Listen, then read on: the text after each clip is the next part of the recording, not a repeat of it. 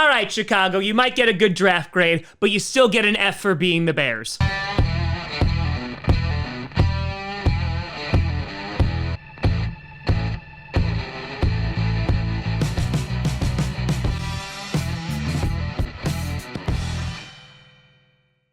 Grossi Packer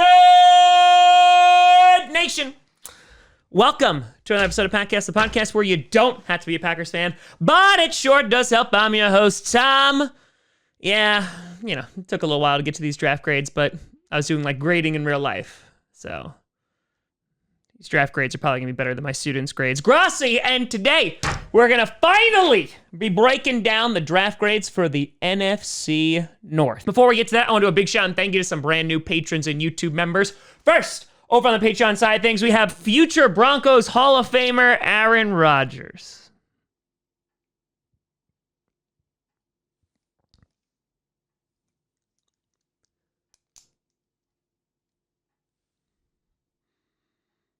So you think you're cute.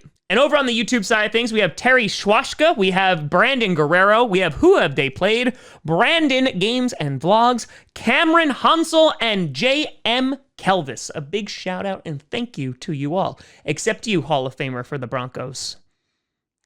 Except for you. Now, we've already graded the Packers 2021 draft. If you want to get a full breakdown of that, I'm not going to reiterate it here. I gave the Packers a B+. You can go and check out on the channel the Packers 2021 NFL grade, and so, yeah, you can go and check that out there. Instead, we're going to be focusing on the three other teams in the NFC North, if you can even call them teams.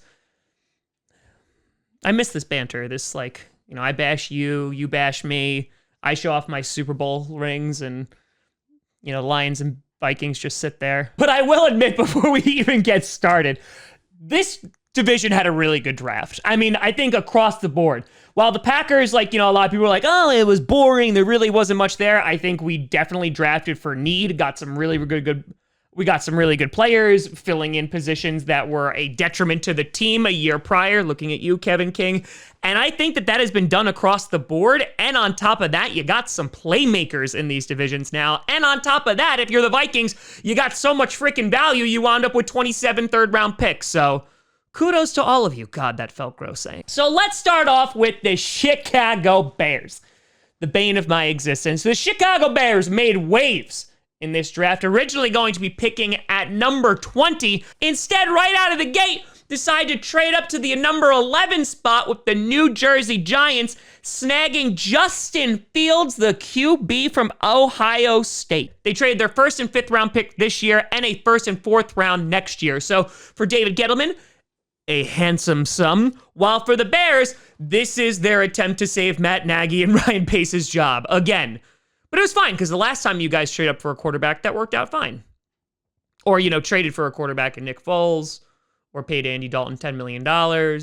They saw a guy who was projected at one point to go number 3 overall, fell out of the top 10, and decided to make their move. There were rumors that the Vikings were potentially interested in Justin Fields, and they said, hey, let's go for it. And honestly, I like this pick. Yes, I can make fun of them because they have Nick Foles on the roster and they can't get rid of him because they owe him a bunch of money, or they just are going to pay Andy Dalton, their QB1, $10 million. But this puts Justin Fields as an opportunity to basically just sit behind and learn if the Bears decide to take that. Now, I know there's going to be a lot of pressure to see Fields immediately. I wouldn't be surprised if he gets the Trubisky treatment and winds up starting in the middle of the season, but I think the best case for you guys is just to sit him for right now. But overall, instead of kind of going through pick by pick, I love what they did in the draft because they said, all right, let's go get our potential franchise QB, and then let's go and actually protect whoever the QB is going to be and fix the glaring holes in their offensive line.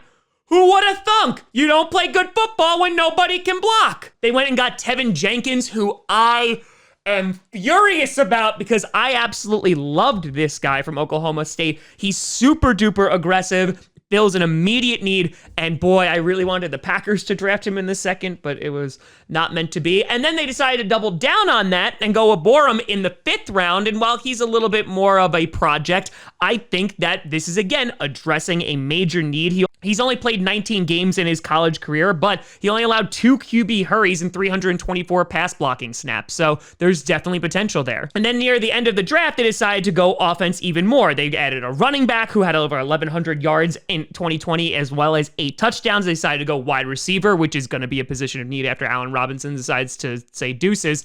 Unless Justin Fields is actually good, then maybe he'll decide to say, so double whammy. And then they decide to go and address the defense as well. And one of the picks I actually really liked for them was Thomas Graham Jr., the CB from Oregon. In 3 years, he had 8 interceptions and 32 passes defended. And I know that near the end of day 3, you're basically just like hoping that one of these guys pan out.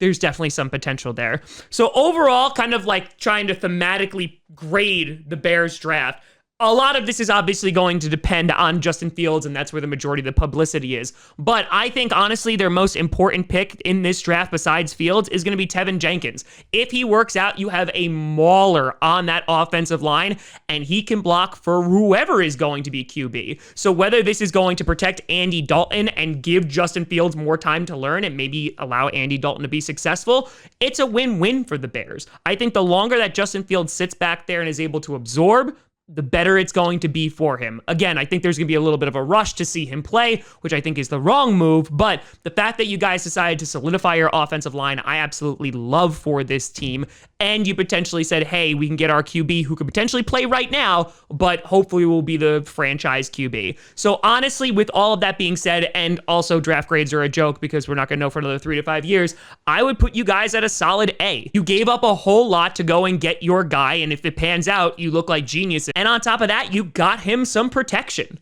I mean, you couldn't ask for better than that. You're going to get David Montgomery some running lanes finally, and if Matt Nagy can pull his head out of his ass and actually learn how to call plays, you might actually be a functional offense this year. That's a win. And heading over to the Detroit Lions, another team who had a very interesting draft, starting off with their first round, and they had Penei Sewell fall right to them with the 7th overall pick.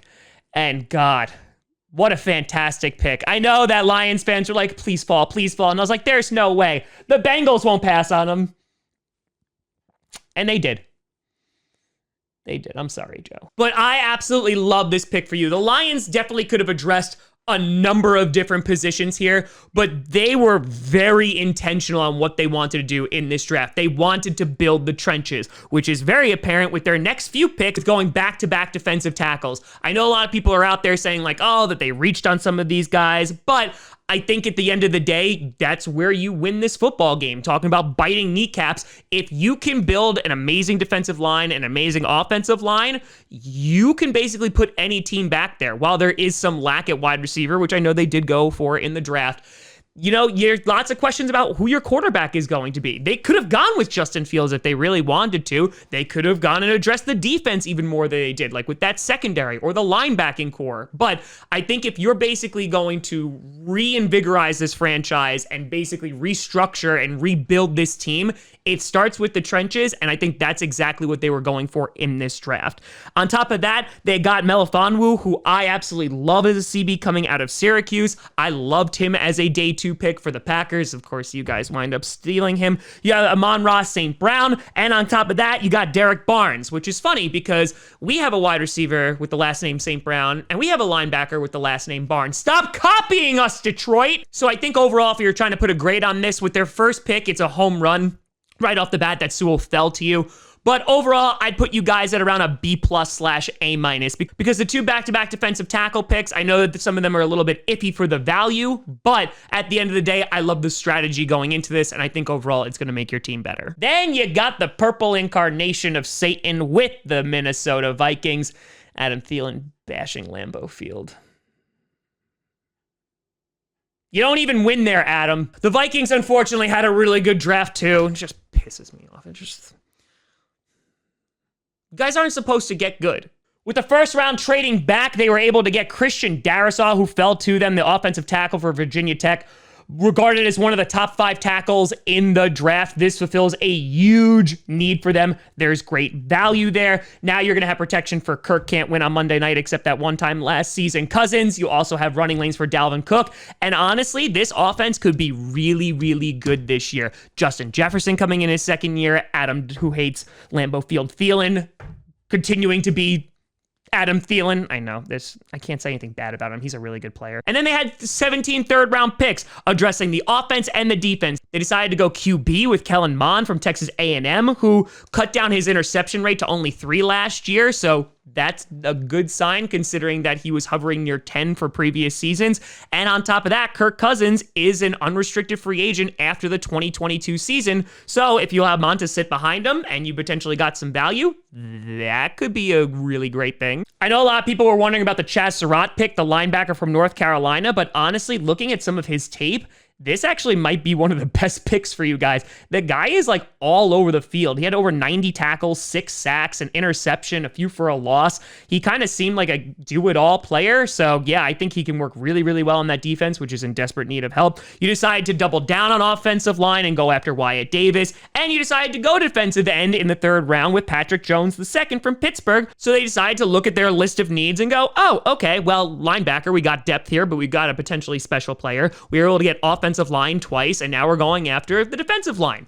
It's a good strategy. Then because they had all this value, they were also able to have 26 more picks in the 4th round, going for running back with their first pick in the 4th, which was a head scratcher, but the guy ran a 4.29 40, which will be a really nice compliment to Dalvin Cook. You got a little bit of a speedster there. They decided to address safety. They went Janarius Robinson from Florida, another defensive end. So the thing is, they had so many picks in the 3rd and 4th round that all of these guys could potentially be starters or can be ready to compete in camp for a starting position, which is absolutely what you want to see, because this is why draft grades are dumb, and I'm saying this as in the middle of me doing a draft grade video. There's a strategy that you just pick as many guys as humanly possible, especially within the first 2 days, and hope that a bunch of them pan out, because, again, that's what the draft is. There's no guarantee that the person you pick in the 1st round is going to be a good player. Otherwise, they would all be successful. They decided to address wide receiver in the 5th round, which I know there was a need for wide receiver, but honestly, with Jefferson and Thielen, I think you guys are fine. You decided to go tight end because Rudolph the Red-Nosed Reindeer decided to go away, and then you decided to go defensive tackle in the 6th round. So,